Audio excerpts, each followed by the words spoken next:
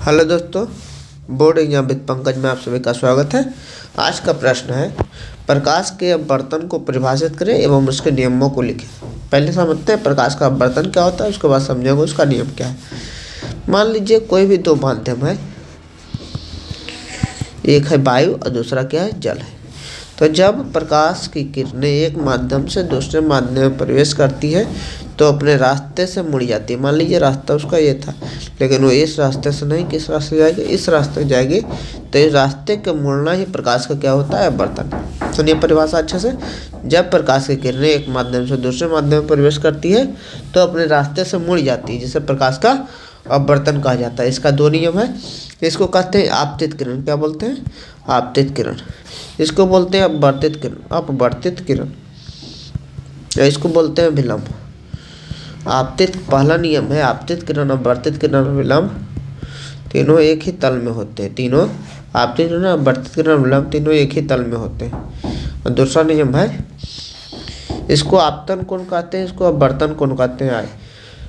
आपतन कोण की ज्या, साइन का मतलब ज्या होता है। अपवर्तन कोण की ज्या का अनुपात एक स्थिरांक होता है, जिसे कौन सी कहते हैं, अपवर्तनांक कहते हैं। इसे ही स्नेल का नियम भी कहा जाता है। स्नेल का नियम पूछेगा, अपवर्तन के किस नियम को स्नेल का नियम कहा जाता है, तो अपवर्तन के दूसरे नियम को स्नेल का नियम कहा जाता है। एक बार अच्छे से पहले पूरा अच्छा समझे क्या बोले। जब प्रकाश एक माध्यम से दूसरे माध्यम में प्रवेश करती है तो अपने रास्ते से मुड़ जाती है, जिसे प्रकाश का अपवर्तन कहा जाता है। इसके दो नियम है, आपतित किरण, अपवर्तित किरण, अविलंब तीनों एक ही तल में होते हैं। आपतन को ज्या, प्रवर्तन को ज्या का अनुपात एक स्थिरांक होता है, जिसे अपवर्तन कहा जाता है। इसे स्नेल का नियम कहा जाता है। इसे अच्छे से एक बार लिख लेते हैं क्या बोले, क्योंकि क्वेश्चन बहुत ही इंपॉर्टेंट है। बहुत बार बोर्ड एग्जाम में, 10th बोर्ड एग्जाम में आ चुका है। इस बार भी आने की पूरी संभावना मान लीजिए। क्या बोले, जब प्रकाश की किरणें एक माध्यम से दूसरे माध्यम में प्रवेश करती है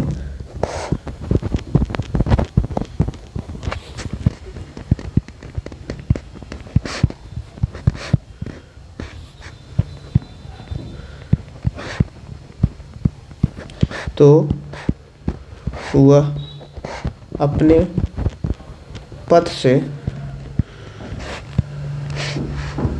में रास्ता से मुड़ जाती है। प्रकाश के मुड़ने की इस घटना को, प्रकाश के मुड़ने की इस घटना को प्रकाश का अपवर्तन कहा जाता है। प्रकाश का क्या कहा जाता है, अपवर्तन, अपवर्तन कहा जाता है। देखिए प्रकाश का, इसके नियम क्या है, इसके दो नियम है। पहले समझ लेते हैं, फिगर रख पाते हैं। मान लीजिए यहाँ क्या है, जल है।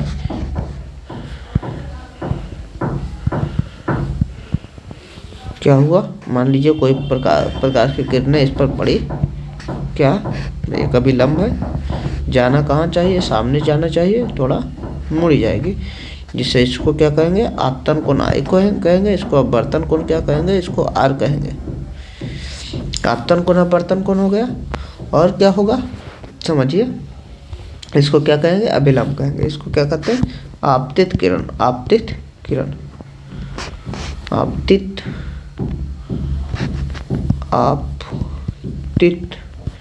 किरण। दूसरा क्या कहते हैं, जो दूसरे माध्यम में चल जाते हैं उसे कहते हैं अपवर्तित किरण, अपवर्तित किरण। और जो लंब होता है उसको बोलते हैं अभिलंब। क्या बोलते हैं, अभिलंब। क्या है, इसके कैसे नियम है, प्रकाश के अपवर्तन के दो नियम है। लिखिए, प्रकाश के अपवर्तन के दो नियम है, दो नियम है। पहला क्या है, पहला आपतित किरण,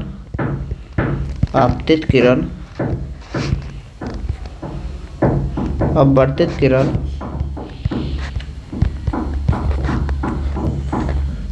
तथा अभिलंब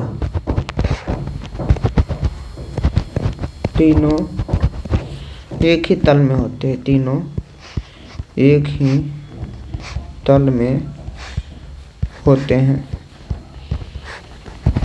दूसरा, आपतन कोण की ज्या, आपतन कोण की ज्या और अपवर्तन कोण की ज्या, अपवर्तन कोण की ज्या का अनुपात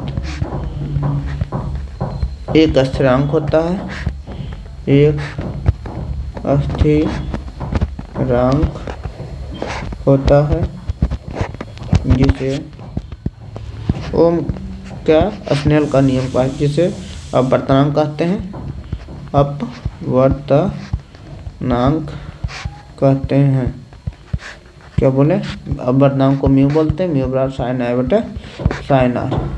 इसी नियम को स्नेल का नियम भी कहा जाता है, इसे ही स्नेल का नियम कहा जाता है।